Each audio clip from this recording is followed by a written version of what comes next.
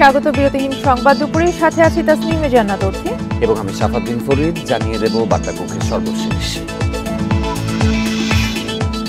শ্রমিকের ন্যায্য পাওনা না দেয়ায় বিশ্বখ্যাত ব্যক্তিকেও ছাড় দেয়নি সরকার। মে দিবসের আলোচনায় প্রধানমন্ত্রী।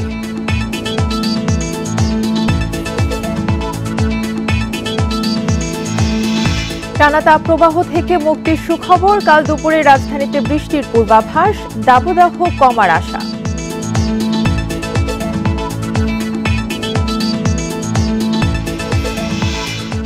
উপাচার্য শিক্ষকদের দ্বন্দ্বে কুমিল্লা বিশ্ববিদ্যালয় বন্ধ। সেশন জটের শঙ্কায় হল ছাড়তে শিক্ষার্থীদের অনীহা।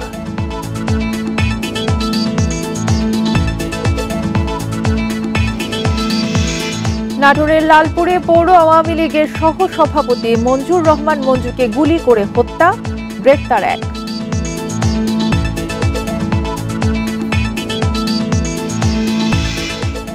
এবং ব্র্যাক ব্যাংকে উল্কার গেমসের টাকা নিয়ে তোলপাড়। 50 কোটি টাকার উপর হাইকোর্টে স্থিতাবস্থা, শুনানি রোববার।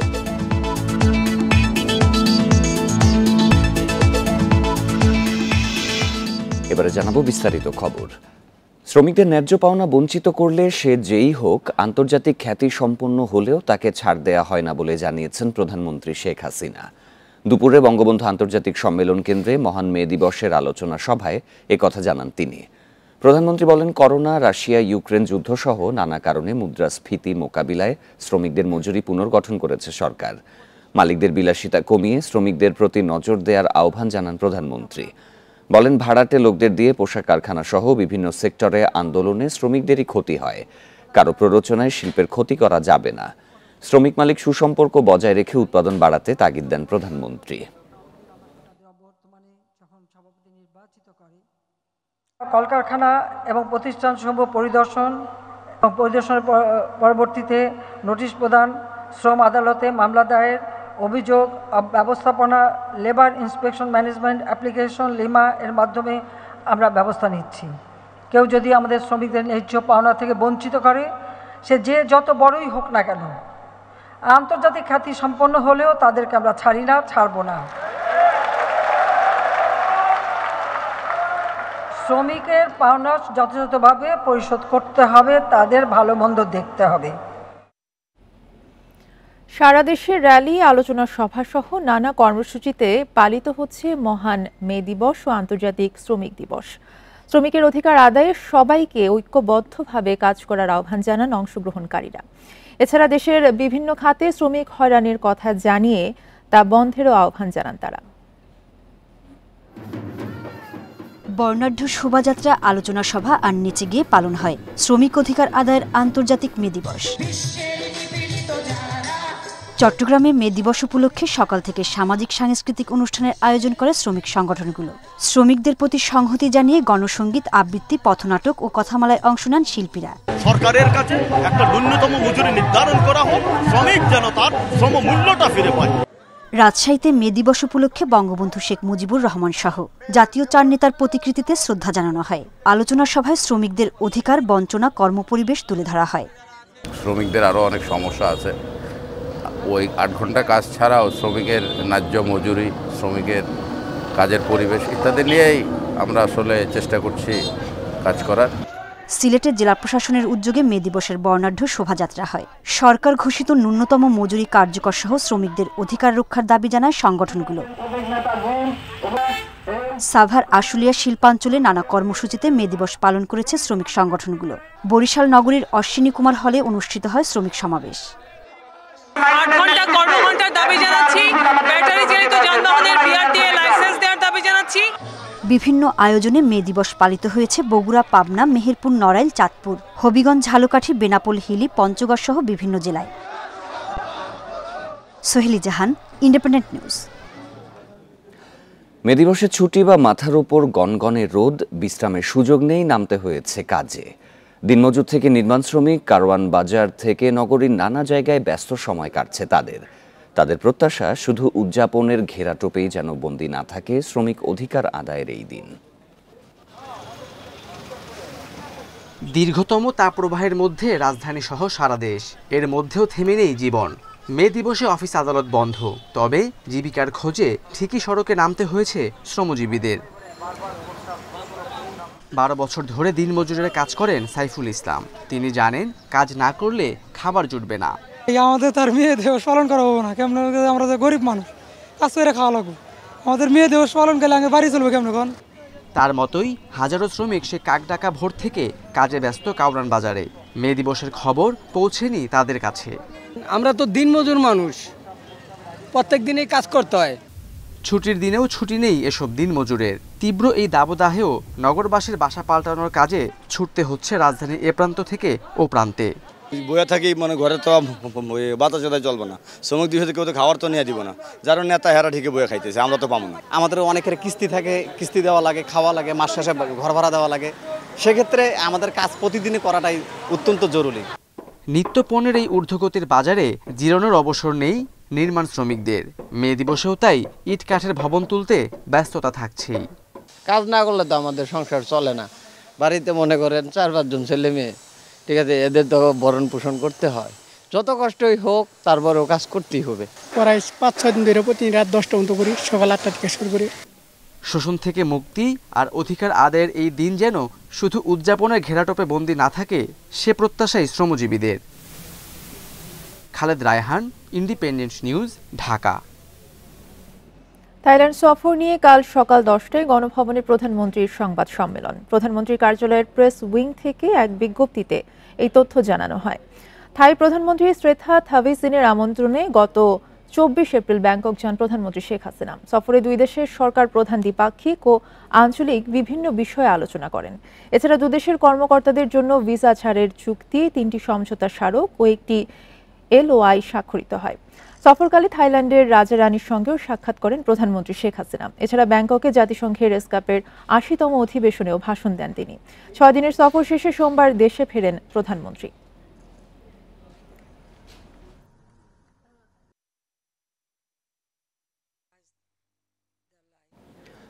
বিএনপি চেয়ারপারসন খালেদা জিয়াকে এভারকেয়ার হাসপাতালে নেওয়া হবে। শারীরিক কিছু পরীক্ষার জন্য সন্ধ্যায় তাকে হাসপাতালে নেওয়া হবে।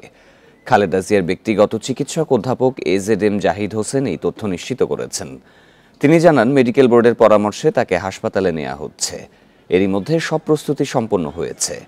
78 বছর বয়সী Khaleda Zia liver cirrhosis, diabetes সহ নানা রোগে ভুগছেন। বিশেষজ্ঞ চিকিৎসকদের একটি মেডিকেল বোর্ড গত কয়েক বছর ধরে তার চিকিৎসা দিচ্ছেন।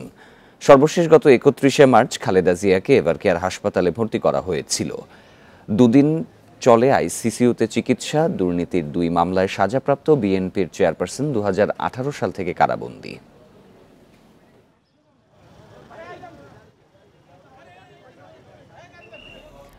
দ্বাদশ সংসদের দ্বিতীয় অধিবেশন বসছে কাল, চলবে 6 কার্যদিবস। এর মধ্যেই পাশ হতে পারে একটি বিল। সরকারি দলের হুইপ জানান, একাদশ সংসদে পাশের অপেক্ষায় থাকা কয়েকটি গুরুত্বপূর্ণ বিল আবার ফেরত যাবে মন্ত্রিসভায়। এ সময় বিরোধী দল জাতীয় পার্টিকে নির্বাচন বিরোধী বক্তব্য থেকে বিরত থাকার আহ্বান জানান ইকবালুর রহিম। বৃহস্পতিবার বিকেলে বসবে চলতি সংসদের দ্বিতীয় অধিবেশন। চলবে 9 মে পর্যন্ত। ঝিনাইদহ 1 আসনের সংসদ সদস্য আব্দুল হাইয়ের মৃত্যুতে সংসদে তোলা হবে শোক প্রস্তাব। এর উপর আলোচনার পর প্রথম দিনের অধিবেশন মুলতবি হবে। গ্রাম আদালত বিল 2024, সংসদীয় স্থানীয় সরকার সহ 4টি বিল এই অধিবেশনে পাশের জন্য উপস্থাপন করা হতে পারে। এছাড়া একাদশ সংসদের শ্রম বিল, গণমাধ্যম কর্মী ও বৈষম্য বিরোধী বিল সহ 5টি অমীমাংসিত আইনও গতি পেতে পারে। এগুলি পুনরায় বর্তমান অবস্থার পরিপ্রেক্ষিতে বাস্তবতা বিবেচনায় এগুলি ক্যাবিনেটে উপস্থাপিত হবে এবং ক্যাবিনেটে সিদ্ধান্ত নিয়ে আবার সংসদে বিল আকারে উপস্থাপিত হলে সংক্ষিপ্তভাবে এই অধিবেশনটা হবে। এবং এখানে ইতিমধ্যে আমাদের 4টি বিল সংসদে জমা পড়েছে। এর মধ্যে একটি বিল হয়তো পাশ হতে পারে। ধারণা করা হচ্ছে এবারের অধিবেশনে জাতীয় পার্টি নির্বাচন বিরোধী বক্তব্য নিয়ে বিতর্ক হতে পারে। সরকারি দলের হুইপ বলেন, স্ববিরোধী আচরণ ত্যাগ করতে হবে বিরোধী দলকে। যে সব জায়গায় সমান হয় নাই, টোটাল ইলেকশন খারাপ হয়েছে বলি না, পার্টি কোথাও খারাপ হয়েছে, পার্টি কোথাও ভালো হয়েছে। কাজে ইলেকশন নিয়ে স্বাধীনের পরে 12টি ইলেকশন নিয়ে কিন্তু এই প্রশ্ন আছে। এটা একটা স্ববিরোধী কথা, কারণ নির্বাচন যদি সুষ্ঠু না হয় তাহলে তারা নির্বাচিত এমপি হিসাবে কিভাবে শপথ নিল এবং বিরোধী দলের আসন বসে আছেন তারা। তো নির্বাচন যদি সুষ্ঠু না হয় তাহলে তাদের তো অস্তিত্ব থাকে না। এর পরপরই জুনের প্রথম সপ্তাহে বসবে বাজেট অধিবেশন, চলবে মাসব্যাপী। বৃদ্ধি করে দেওয়া হয়। নাফিজুল্লাহ, ইন্ডিপেন্ডেন্ট নিউজ, ঢাকা। দেশজুড়ে টানা তাপপ্রবাহ থেকে শিগগিরই স্বস্তি মিলছে জানিয়েছে আবহাওয়া অফিস। কাল থেকে ঢাকাসহ দেশের বিভিন্ন এলাকায় বৃষ্টি শুরু হলে দিনের তাপমাত্রা কমবে। আর রোববার থেকে সারা দেশে বৃষ্টিপাতের পূর্বাভাস দেওয়া হয়েছে। পরবর্তী 5 দিন দেশে স্বস্তিদায়ক তাপমাত্রা বিরাজ করবে। তবে আজ বেশিরভাগ জেলায় অব্যাহত থাকছে তাপপ্রবাহ। গত কয়েক সপ্তাহ ধরে সারা দেশে তীব্র গরমে দুর্বিষহ জনজীবন। জীবিকার তাগিদে তীব্র উত্তাপের মধ্যেই কাজ করছে খেটে খাওয়া মানুষেরা। প্রয়োজন ছাড়া বাইরে বের হচ্ছে না মানুষ। বিভিন্ন জেলায় হিট স্ট্রোকে মারা গেছেন বেশ কয়েকজন। প্রচন্ড গরম, ইনকামও কমছে, আপনার এই রোদের মধ্যে কাজ কামও বেশি করুন না। বাইরে বের হব ছাতা ছাড়া তো কোনো পর্যায়ে সম্ভব না। এমন রোদ, উপরে তাপ, আবার নিচে যে তাপটা পড়তেছে তাপটা উঠতেছে, কিছু করার নেই, ছাতা ছাড়া কোনো উপায় নেই। প্রচণ্ড রকমের গরম, কিন্তু তারপরেও আমরা কেউই শখের বসে রাস্তায় বের নেই, যার যার কাজের জন্য বের হয়েছি। আবহাওয়া অধিদপ্তর জানিয়েছে কাল থেকে বিভিন্ন জেলায় তাপমাত্রা কমা শুরু করবে। রাজধানী ও আশেপাশের এলাকায় সামান্য সময়ের জন্য বৃষ্টি হতে পারে, তবে তাপমাত্রা তেমন স্বস্তিদায়ক হবে না। আগামীকালকে ঢাকা বা এর আশেপাশে বৃষ্টিপাতের একটা সম্ভাবনা রয়েছে, সেটা দুপুর থেকে সন্ধ্যার মধ্যে সম্ভাবনা রয়েছে। এই বৃষ্টিপাতের কারণে তাপমাত্রা ঢাকা বা এর আশেপাশে তাপমাত্রা কিছুটা হ্রাস পাওয়ার সম্ভাবনা রয়েছে। রোববার থেকে সারা দেশে বৃষ্টি শুরু হলে থামবে তাপপ্রবাহ। কয়েকদিন স্বস্তিদায়ক তাপমাত্রা বিরাজ করবে। সারা দেশব্যাপী তাপমাত্রা কিছুটা কমতে পারে এবং পরবর্তীতে আরও কমে যাওয়ার সম্ভাবনা রয়েছে। 5 তারিখের দিকে সবচেয়ে সারা দেশব্যাপী বৃষ্টিপাতের কারণে মানুষের তাপমাত্রা সহনীয় পর্যায়ে আসবে। এই বৃষ্টিপাতটা আরও কিছুদিন কন্টিনিউ করবে, অর্থাৎ 4-5 দিন আরও কন্টিনিউ করার সম্ভাবনা রয়েছে। এদিকে চলমান তাপপ্রবাহের মধ্যে মঙ্গলবার সন্ধ্যায় নতুন করে আরও 2 দিনের হিট অ্যালার্ট জারি করেছে আবহাওয়া অধিদপ্তর। Mahmudul Hasan, independent news, Dhaka. আবহাওয়া পরিস্থিতির আরও খবর জানাতে এবার রাজশাহী থেকে যোগ দিচ্ছেন সহকর্মী মুস্তাফিজুর রহমান। মুস্তাফিজ, তাপপ্রবাহ এখনও চলমান রয়েছে। আজকে তাপমাত্রা কত ডিগ্রি সেলসিয়াস রাজশাহীতে? বৃষ্টির কোনো পূর্বাভাসের বিষয়ে তথ্য পেয়েছেন কি?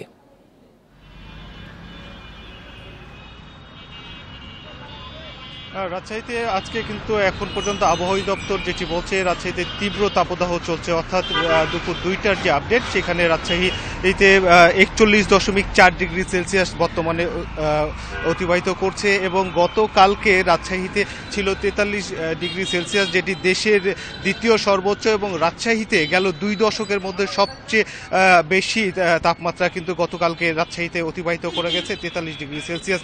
তো রাজশাহীতে যখন তীব্র তাপদাহ যাচ্ছে তখন খুব স্বাভাবিকভাবে জনজীবনে এর প্রভাব পড়েছে। এক কথায় যদি বলা যায় বিপর্যস্ত জনজীবন। রাস্তাঘাটে এই যে 2টা বাজছে, এখন কিন্তু খুব বেশি লোকজন দেখা যাচ্ছে না, অর্থাৎ যারা খুব প্রয়োজন ছাড়া কিন্তু মানুষ বের হচ্ছেন না এবং যারাও বের হচ্ছেন তারা রোদ থেকে বাঁচার জন্য, বিশেষ করে যারা পথচারীরা রয়েছেন তারা কোথাও একটু গাছের শীতল ছায়া খুঁজছেন, সেখানে আশ্রয় নিচ্ছেন। কেননা তীব্র যে তাপদাহ, রাস্তা থেকে রাস্তার পিচগুলো যেমন গরম হচ্ছে, সেখান থেকে যেমন লু হাওয়া বয়ে আসছে, মানুষের এখানে অসহনীয় একটি অবস্থা রয়েছে, কারণ রাস্তাঘাটে বের হওয়া যাচ্ছে না যেইভাবে তাপটি আসছে। এবং আবহাওয়া দপ্তর যেটি বলছে যে বাতাসে যেহেতু আর্দ্রতার পরিমাণ কমে যাচ্ছে, যার ফলে খুব সহজেই কিন্তু দ্রুত গলা এবং ঠোঁট শুকিয়ে যাচ্ছে, মানুষ তৃষ্ণার্ত হয়ে পড়ছে এবং সেই সাথে এই তীব্র তাপদাহে মানুষকে চলাফেরা করার জন্য কিন্তু বেশ কিছু সতর্কতা দেওয়া হয়েছে এবং বেশ কিছু নির্দেশনামূলক কথাও কিন্তু বলা হয়েছে। অর্থাৎ এই তীব্র তাপদাহকে উপেক্ষা করে অনেকেই কিন্তু বের হয়েছে। গতকালকেও রাজশাহীতে একজন রিক্সা চালক তিনি মারা গেছেন এবং আজকেও আমরা একটি তথ্য পেয়েছি যে আজকেও একজন পথচারী মারা গেছেন, তবে সেটি রাজশাহী মেডিকেল কলেজ হাসপাতালে তাকে নিয়ে যাওয়া হয়েছে। এখনও চিকিৎসক ওকে নির্ণয় করতে পারেননি তিনি হিট স্ট্রোকে না বা অন্য কোনো উপসর্গে মারা গেছেন। ঠিক একইভাবে দেখছি যে রাজশাহী মেডিকেল কলেজ হাসপাতালেও তীব্র তাপদাহ যখন অব্যাহত রয়েছে, তখন রাজশাহী মেডিকেল কলেজ হাসপাতালেও রোগীর সংখ্যা ক্রমে বাড়ছে। 1200 শয্যা হাসপাতালে এখন প্রায় 3000 রোগী ভর্তি রয়েছে। চিকিৎসকরা বলছেন গরমের কারণেই রোগীর পরিমাণ বাড়ছে। রাজশাহীর আবহাওয়া পরিস্থিতির খবর জানাচ্ছিলেন সহকর্মী মুস্তাফিজুর রহমান। গ্রীষ্মের দাবদাহের সঙ্গে দেশের দক্ষিণ পশ্চিমাঞ্চলে তীব্র হয়েছে সুপেয় পানির সংকট। যশোর, ঝিনাইদহ, মেহেরপুর, কুষ্টিয়া, চুয়াডাঙ্গায় ভূগর্ভস্থ পানির স্তর স্বাভাবিকের চেয়ে অনেক নিচে নেমে গেছে। এসব জেলায় গভীর নলকূপে পানি না ওঠায় খাবার পানি সংগ্রহ করতে হচ্ছে দূর দূরান্ত থেকে। বিশেষজ্ঞরা বলছেন, অপরিকল্পিতভাবে ভূগর্ভস্থ পানির ব্যবহারের সংকট প্রকট হচ্ছে। বৈশাখের শুরু থেকেই দাবদাহের কাছে অসহায় হয়ে পড়েছে প্রাণীকুল। এ সময় বৃষ্টি না হওয়ায় শুকিয়ে চৌচির খাল, বিল, পুকুর, গভীর নলকূপেও উঠছে না পানি। মেহেরপুরের বিভিন্ন এলাকায় সুপেয় পানির চাহিদা পূরণ করতে কয়েক মাইল পথ পাড়ি দিতে হচ্ছে স্থানীয়দের। পানিতে তুলতে গেলে 2-3 ঘন্টা আগে হাফ নাইকি যায়, দম আটকে যায়। পরের বাড়ি পানি নিয়ে আসতে হবে, পরের বাড়ি পানি আনি গোসল করতে, পরের বাড়ি গোসল করতেও যাই আমরা। ঝিনাইদহ, চুয়াডাঙ্গা, কুষ্টিয়া ও রাজবাড়ীতেও আশঙ্কাজনক হারে নেমেছে পানির স্তর। এতে গৃহস্থালির কাজে দুর্ভোগ এখন চরমে। ওদের বাড়িতে 2টা টিউবওয়েল আছে, একটাও পানি ওঠে না, আর একটা আর্সানিক। টানা পানি টানিয়ে খাতেছি, একটু পানি যদি পিপাস লাগে সেই পানি আনবো, তাই ঠান্ডা পানি খাবো। ধানে বুকটাই পাট খেটে পানি যাচ্ছে না, 1 মাস, ফুল 1 মাস। যশোরে গত বছর এপ্রিলের শেষে পানির সংকট দেখা দিলেও এবার শুরু হয়েছে 2 মাস আগে থেকেই। বিশেষজ্ঞরা বলছেন, স্বাভাবিকের তুলনায় পানির স্তর নেমেছে অন্তত 10 মিটার, যা গত 2.5 দশকের মধ্যে সবচেয়ে বেশি। পানির লেয়ার নেমে যায়, বেশ করে সেন্ট্রিফুগাল পাম্প যেগুলো হ্যান্ড টিউবওয়েল জাতীয় এইগুলোতে পানি এই সময় মাঝে মাঝে কম পাই, কারণ আমাদের দেশে বড় মৌসুমে প্রচুর পানি উত্তোলন করা হয়, যার ফলে পানির লেয়ারটা একটু নেমে যায়। পরিবেশবিদরা বলছেন, অপরিকল্পিতভাবে ভূগর্ভস্থ পানির ব্যবহার করার মাশুল গুনতে হচ্ছে সবাইকে। ভবিষ্যতে যা আরও প্রকট হওয়ার শঙ্কা তাদের। দীর্ঘদিন এই অবস্থা চলতে থাকলে ওই 200 ফুটের উপরের লেয়ারগুলো থেকেও পানি ঘাটতি দেখা দেবে এবং সেগুলোতে মোটেও কোনো পানি থাকবে না, যার ফলে আস্তে আস্তে উপরের মৃত্তিকা আর্দ্রতা স্বল্পতা দেখা দেবে।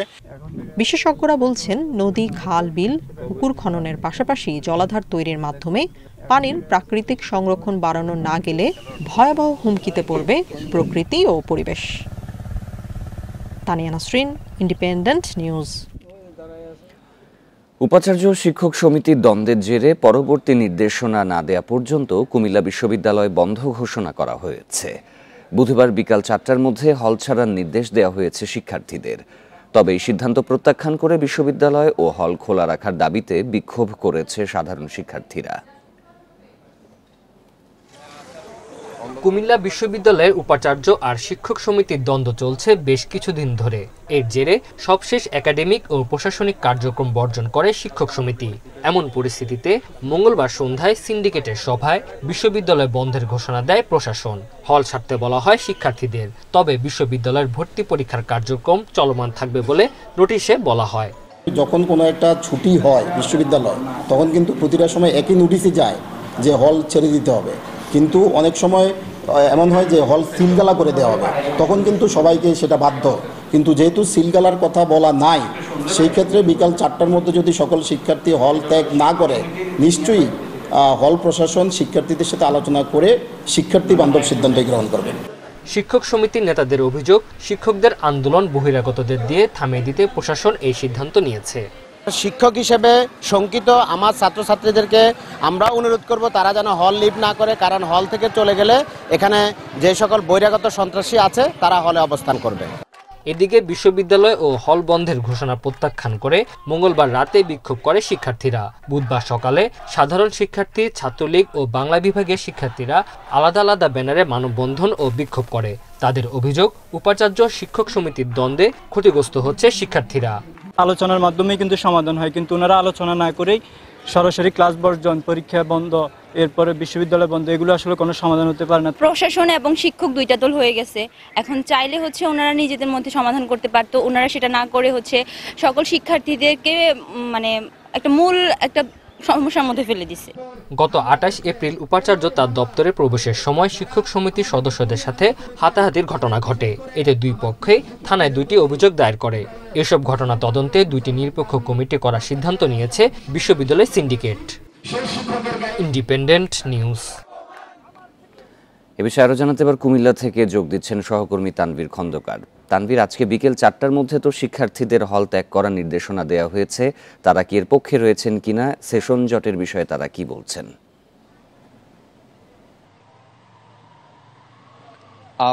বিশ্ববিদ্যালয় প্রশাসন যেটি বলছে যে বিকেল 4টার মধ্যে হল থেকে শিক্ষার্থীদেরকে চলে যেতে হবে, কিন্তু আমরা সকাল থেকে যেটি দেখেছি যে হল ছেড়ে কিন্তু তেমন কোনো শিক্ষার্থী এখনো পর্যন্ত যায়নি।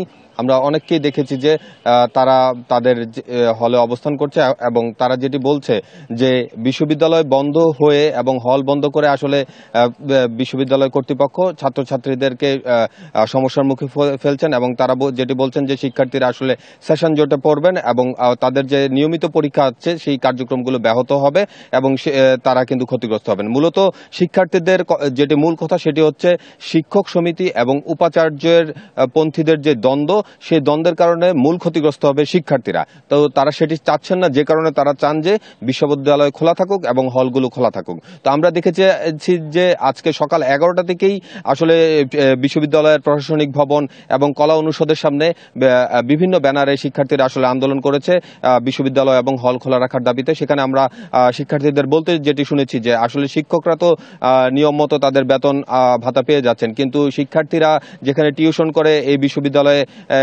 পড়াশোনা করছে তাদের যদি এই মুহূর্তে হল বন্ধ করে দেওয়া হয় তাহলে তারা কিন্তু সংকটময় মুহূর্ত পার করতে হবে। অন্যদিকে যদি পরীক্ষা এবং ক্লাস পিছিয়ে যায় সেক্ষেত্রে তারা কিন্তু গত করোনাকালীন সময়ের মতো কিন্তু সেশন জটে পড়ে যাবে। তো সব মিলিয়ে তাদের মূল বক্তব্য হচ্ছে যে উপাচার্য এবং শিক্ষক সমিতি তারা যেন একটি আলোচনায় বসে আসলে এই সমস্যাগুলোর সমাধান করেন। তো গতকাল যে এই সমস্যার জন্য মূলত গতকাল বিশ্ববিদ্যালয়ের 93তম সিন্ডিকেট যে সভা, সেই সভায় কিন্তু সিদ্ধান্ত নেওয়া হয় বিশ্ববিদ্যালয়ের প্রশাসনিক এবং হলগুলো বন্ধ রাখার জন্য। তারা কিন্তু বলছে যে দুটি আলাদা তদন্ত কমিটি গঠন করা হচ্ছে এই বিষয়গুলো তদন্ত করে জানানোর জন্য। আর কিছুক্ষণের মধ্যেই আসলে বিশ্ববিদ্যালয় থেকে দুটি বাস ছেড়ে যাবে ঢাকা এবং চট্টগ্রামের উদ্দেশ্যে।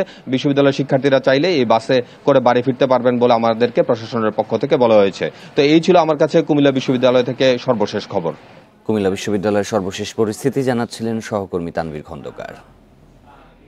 নাটোরের লালপুরে পৌর আওয়ামী লীগের সহ সভাপতি মঞ্জুর রহমান মঞ্জুকে গুলি করে হত্যা করেছে দুর্বৃত্তরা। এই ঘটনায় জড়িত সন্দেহে সুমন নামে একজনকে গ্রেপ্তার করেছে পুলিশ। গোপালপুর রেলগেট এলাকায় গতরাতে এই হত্যাকাণ্ড ঘটে। পুলিশ জানায় রাত 11:15টার দিকে রেলগেটের পাশে কনফেকশনারিতে যান মঞ্জু। এ সময় 3টে মোটরসাইকেলে করে কয়েকজন সন্ত্রাসী মঞ্জুকে মাথায় ও পেটে গুলি করে পালিয়ে যায়। পরে স্থানীয়রা আহত অবস্থায় গোপালপুরের একটি বেসরকারি হাসপাতালে নিলে চিকিৎসক তাকে মৃত ঘোষণা করেন। রাজনৈতিক প্রতিহিংসার কারণে হত্যাকাণ্ড বলে প্রাথমিকভাবে ধারণা করছে পুলিশ। হত্যায় জড়িতদের গ্রেফতারে অভিযান চলছে। পরিস্থিতি স্বাভাবিক রাখতে এলাকায় অতিরিক্ত পুলিশ মোতায়েন করা হয়েছে।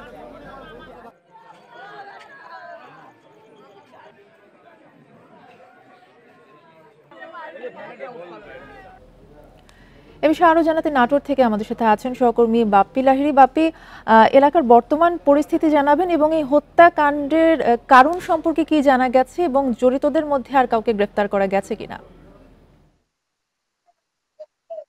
আসলে আমি কিছুক্ষণ আগে কিন্তু এই বিষয় নিয়ে থানার ভারপ্রাপ্ত কর্মকর্তার সাথে কথা বলেছিলাম। তিনি কিন্তু এখন আমাকে বললেন যে এই ঘটনায় এখনো মামলা দায়ের হয়নি, তবে মামলা দায়ের না হলে পুলিশের পক্ষ থেকে কিন্তু একটা বিশেষ টিম, মানে কয়েকটি বিশেষ টিম করে কিন্তু তারা অভিযানে নেমেছে। যে কোনো মুহূর্তে আরো আমাদেরকে ভালো সংবাদ দিতে পারেন যে ঘটনার সাথে জড়িতদের আটক করা হয়েছে কিনা। তবে এখনো পরিষ্কার হয়েছে হিসেবে কিছু বলা হচ্ছে, শুধুমাত্র বলা হচ্ছে সুমন নামে একজনকে গ্রেপ্তার করেছে তারা।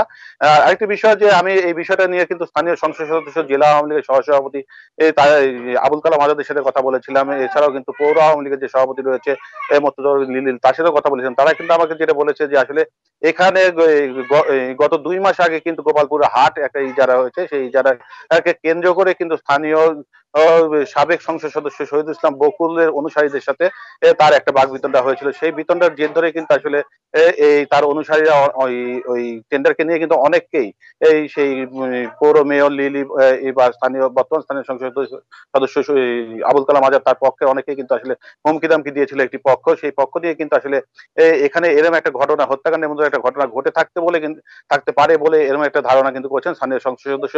সে নিজেও কিন্তু আমাকে বলেছেন যে আসলে এই এলাকায় এমন কিছু ছিল না, তবে হঠাৎ করে গত রাত্রে এই ঘটনাটা ঘটার পর এলাকায় উত্তেজনা বিরাজ করছে। বাপ্পি লাহিড়ী জানাচ্ছিলেন নাটোর থেকে।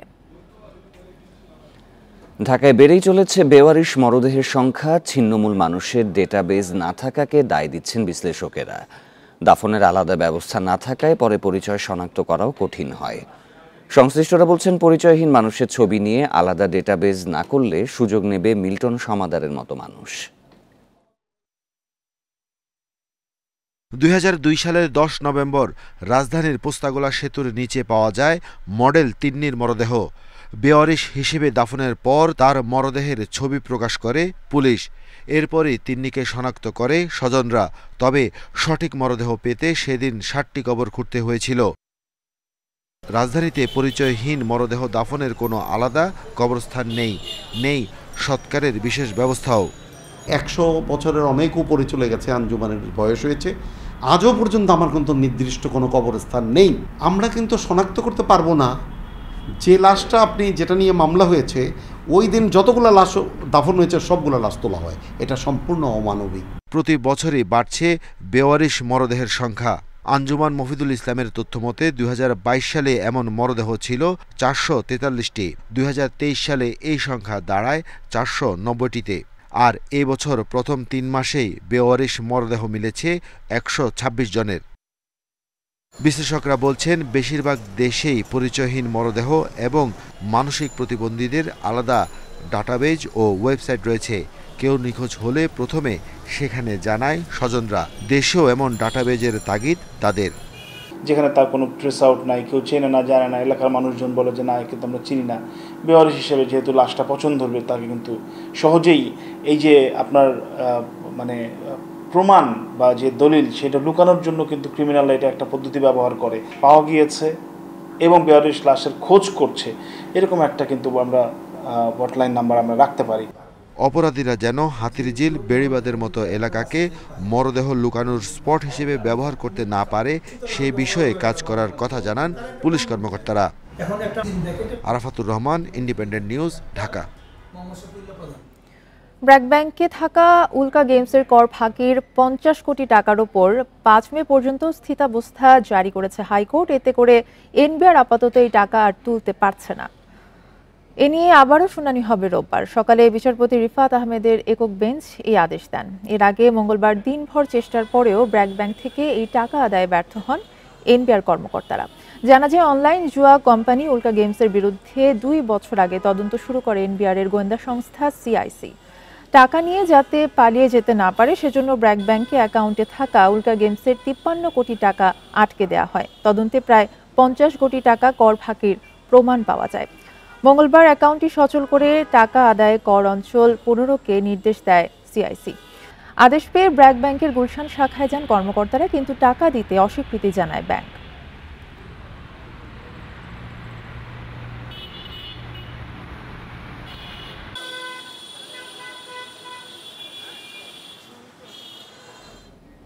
দেখছেন বিরতিহীন সংবাদ দুপুর। সংবাদে আরো যা থাকছে, রাজধানীর পল্লবীতে বাসের ধাক্কায় শিশু সহ নারী পোশাক শ্রমিক নিহত, গাড়ি জব্দ, চালক আটক।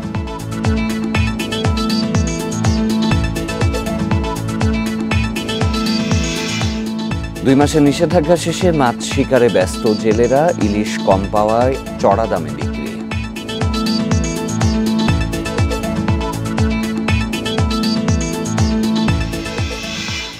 এলডিসির দেশে উত্তরণের পর রপ্তানি কমতে পারে সর্বোচ্চ 14%। স্বল্পোন্নত দেশের কাতার থেকে বেরিয়ে গেলে রপ্তানি পণ্যে যে শুল্ক আরোপিত হবে তার জেরে রপ্তানি কমার আশঙ্কা করা হচ্ছে। এশীয় উন্নয়ন ব্যাংক এডিবির প্রতিবেদনে উঠে এসেছে এই তথ্য। এতে বলা হয়েছে, বাংলাদেশের রপ্তানি পণ্যের শুল্ক আরোপ হলে বা বেড়ে গেলে তার জেরে রপ্তানি 5.5 থেকে 1.4% পর্যন্ত কমে যেতে পারে। এই বাস্তবতায় দেশের রপ্তানির সক্ষমতা বৃদ্ধির বিকল্প নেই বলে মনে করে সংস্থাটি। এলডিসি উত্তরণের পর কানাডায় পণ্য রপ্তানির ক্ষেত্রে 16% পর্যন্ত, ভারতে 8.6, জাপানে 8.7 ও চীনে রপ্তানির ক্ষেত্রে 7% শুল্ক আরোপিত হতে পারে। এছাড়া আমদানিতে ভারতের অগ্রাধিকার তালিকায় নেই এমন অনেক পণ্য আবারও নেতিবাচক তালিকায় ঢুকে যেতে পারে।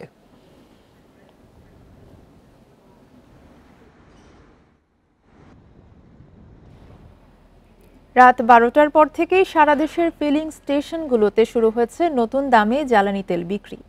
ডিজেল ও কেরোসিন 1 টাকা বেড়ে প্রতি লিটারে 107 টাকায় বিক্রি হচ্ছে, আর 2.5 টাকা বেড়ে পেট্রোল লিটার 124 টাকা 50 পয়সা ও অকটেন 128 টাকা 50 পয়সায় বিক্রি হচ্ছে। দাম বাড়ায় কিছুটা অসন্তোষ জানিয়েছেন ক্রেতারা। মঙ্গলবার বিদ্যুৎ, জ্বালানি ও খনিজ সম্পদ মন্ত্রণালয়ের প্রজ্ঞাপনে জ্বালানির নতুন দাম ঘোষণা করা হয়। বিশ্ববাজারের সঙ্গে সামঞ্জস্য রেখে মার্চ থেকে জ্বালানি তেলের স্বয়ংক্রিয় মূল্য নির্ধারণ চালু করে সরকার। 4 টাকা কমায় আবার 2.5 টাকা বাড়ছে, কিংবা যদি আরো 10 টাকা বাড়ে আমাদের কিছু করার নাই, আমাদের গাড়ি আছে, চালাইতে হবে। আমরা যতই করি দাবি করি এর কোনো মূল্য পাওয়া যায় না, সরকার আমাদের দিক খেয়াল রাখে না। তেল দামটা বাড়া নাই, এইটা বাড়ার লগে তেলের লগে মিলে না। আপনি ভালোভাবে দেখলে ভালোভাবে, খারাপভাবে দেখলে খারাপভাবে। পৃথিবীর অন্যান্য দেশেও এইভাবে চলছে, তো আপনার এখন 1 টাকা বাড়ছে, আগামীতে হয়তো আরো কিছু কমতেও পারে। রাজধানী পল্লবীতে বাসের ধাক্কায় শিশুসহ নারী পোশাক কারখানা শ্রমিক মারা গেছেন। মঙ্গলবার রাতে এই দুর্ঘটনা ঘটে। নিহতরা হলেন খায়রুন বেগম ও তার ভাতিজা 4 বছরের শিশু ইয়াসিন। এই ঘটনায় বাসের চালককে আটক করেছে পুলিশ। জব্দ করা হয়েছে গাড়িটিও। পল্লবী থানার অপারেশন কর্মকর্তা আমিনুল ইসলাম জানান, রাতে পল্লবীর পূরবী সিনেমা হলের সামনের রাস্তা পার হচ্ছিলেন খায়রুন বেগম ও ইয়াসিন। এ সময় বসুমতী পরিবহনের একটি বাস তাদের চাপা দেয়। পরে তাদের উদ্ধার করে প্রথমে স্থানীয় একটি হাসপাতালে, পরে ন্যাশনাল ইনস্টিটিউট অফ নিউরো সায়েন্সে নিয়ে গেলে চিকিৎসকরা তাদের মৃত ঘোষণা করেন। ময়নাতদন্তের জন্য মরদেহ সোহরাওয়ার্দী মেডিকেল কলেজের মর্গে রাখা হয়েছে। নিহত পোশাক শ্রমিক খায়রুন বেগমের বাড়ি ভোলা সদরের রতনপুর গ্রামে। ঢাকার পল্লবীতে ভাড়া বাসায় থাকতেন তিনি।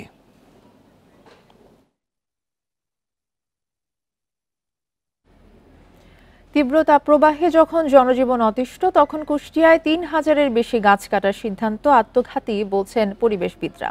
স্থানীয়দের উদ্বেগের কারণে আপাতত গাছ কাটা বন্ধের আশ্বাস দিয়েছেন স্থানীয় সংসদ সদস্য। আর বন বিভাগ বলছে, সামাজিক বনায়ন কর্মসূচির আওতায় এসব গাছ কাটার পর নতুন চারা রোপণ হবে। কুষ্টিয়ার কুমারখালীর লাহিনীপাড়া থেকে সান্দিয়ারা পর্যন্ত সারি সারি গাছ। তীব্র গরমে শীতল ছায়া দিচ্ছে পথ চলতি মানুষকে। পাউবর জিকে খাল ঘেঁষে প্রায় 20 কিলোমিটার পাকা সড়কে 10 বছর আগে কয়েক হাজার ফলদ ও বনজ গাছ লাগিয়েছিল বন বিভাগ। তবে এরই মধ্যে প্রায় 3000 গাছ কাটা দরপত্র আহ্বান করেছে বন বিভাগ। চলছে চিহ্নিতর কাজও। এভাবে গাছ উজাড়ের সিদ্ধান্তে ক্ষুব্ধ স্থানীয়রা। এখন গাছগুলো থাকলে আমরা ছায়ায় চলতে পারছি, তারপরে গরমের উত্তপ্ত রোদ থেকে বাঁচতে পারছি। এখানে একটু রেস্ট করে, একটু ঠান্ডা আবহাওয়া থাকে, এই জন্য আর কি গাছগুলো থাকলে ভালো হয়। কৃষি প্রধান দেশ, কৃষকেরাও গাছের ছায়ায় অনেকটা সময় বিশ্রাম করে থাকে, তো সেই ক্ষেত্রে আমরা চাই না যে গাছগুলো এই সময়ে কাটা হোক। তীব্র তাপপ্রবাহের মাঝে গাছ কাটার সিদ্ধান্ত আত্মঘাতী বলছেন পরিবেশবিদরা। তো পশু পাখি আমরা দেখেছি যে জায়গা না পেয়ে এখানে আশ্রয় নিত, গাছগুলো কেটে ফেললে তো তারা আশ্রয়হীন হবে। আমরা হব কি প্রশান্তির জায়গা থেকে, সৌন্দর্যের জায়গা থেকে মানুষ বঞ্চিত হবে। বন বিভাগ বলছে, সামাজিক বনায়ন কর্মসূচির আওতায় সমিতির মাধ্যমে লাগানো গাছ কেটে নতুন গাছ রোপণ করা হবে। পরে একটা রোটেশন থাকে নিম্নে 10 বছর। 10 বছরে আমরা এবারে পুনরায় ফেলিং করি। ফেলিং করার পরে যার একটা হিস্সা অনুযায়ী বা চুক্তি অনুযায়ী তার কি পাওনা বুঝে দেয় এবং পুনরায় এক্ষেত্রে বনায়ন করা হয়। এদিকে প্রতিবাদের মুখে আপাতত গাছ না কাটার আশ্বাস স্থানীয় সংসদ সদস্যের। আমরা ভবিষ্যতে একটা ব্যবস্থা গ্রহণ করছি, সেটা হলো এই যে একটি গাছ কাটলে 10টি গাছ লাগিয়ে সেটা আমরা পরীক্ষা করব, দেখব যে এই গাছগুলো বাঁচবে কিনা, তারপর আমরা কোনো গাছ কাটতে দেব। তার আগে কোনো গাছ কাটতে দেওয়া হবে না। 2004 সাল থেকে জেলায় সামাজিক বনায়ন কর্মসূচি শুরু করে বন বিভাগ। Independent news. 2 মাসে নিষেধাজ্ঞা উঠে যাওয়ায় পদ্মা মেঘনায় মাছ ধরতে ব্যস্ত জেলেরা, আর বেচা কেনায় সরগরম হয়ে উঠছে মাছের আড়ত। তবে প্রথম দিন ইলিশ কম পাওয়ার দাবিতে হাঁকছেন চড়া দাম। সরবরাহ বাড়লে দাম কমবে বলছেন ব্যবসায়ীরা। নিষেধাজ্ঞা উঠে যাওয়ার পর থেকেই মাছ ধরতে ব্যস্ত জেলেরা। তবে আশানুরূপ হারে ইলিশ ধরা পড়ছে না বলে জানান তারা। মাছ নিয়ে ঘাটে ভিড় করলেও বেশিরভাগ জেলের নৌকাতেই নেই পর্যাপ্ত মাছ। এ কারণে বেড়ে গেছে দামও। মাছ পায় একটা দুইটা, 10 জন 12 জন জাইলা নদীর যায়। ছড়া মাসে যদি 12,000-13,000 টাকা ভাগে পায় তো জাইলা চলবে কেমনি? আগে যে 5-10 হাজার টাকার মাছ বেচতো, এখন 3,000-1,500 টাকার মাছ বেচে। মাছের টাকা খুব কম। 2 মাসের নিষেধাজ্ঞার পর শরীয়তপুরের পদ্মা নদীতে মাছ ধরতে নেমে জালে প্রচুর ইলিশ ধরা পড়ার আশায় জেলেরা।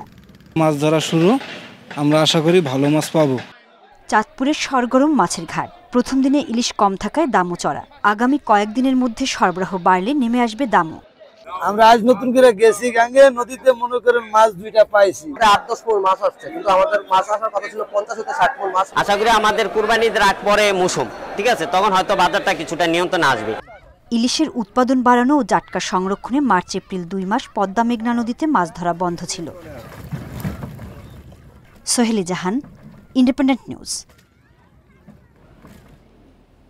তাপপ্রবাহে অক্সিজেন সংকটে মারা যাচ্ছে সাদা সোনা খ্যাত বাগদা চিংড়ি। এতে ক্ষতিগ্রস্ত হচ্ছেন সাতক্ষীরার চাষিরা। উৎপাদন লক্ষ্যমাত্রা অর্জিত না হওয়ার আশঙ্কা দেখা দিয়েছে। চিংড়ির মৃত্যু হার কমাতে ঘেরে পানির গভীরতা বৃদ্ধি, অক্সিজেন ট্যাবলেট দেওয়ার পরামর্শ মৎস্য কর্মকর্তাদের। চলতি বছরে সাতক্ষীরা জেলায় ছোট বড় মিলিয়ে 55,000 ঘেরে বাগদা চাষ হয়েছে, যার উৎপাদন লক্ষ্যমাত্রা 30,000 টন।